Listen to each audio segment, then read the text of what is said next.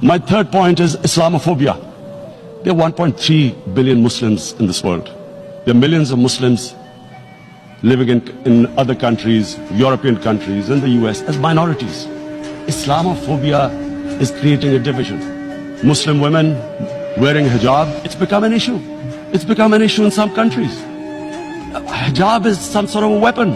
A woman can take off her clothes in countries, but she can't put on more clothes. How is this happening? Because of Islamophobia. What is radical Islam? There is only one Islam, and that is the Islam we follow of Prophet Muhammad sallallahu alaihi wasallam. There is no other Islam.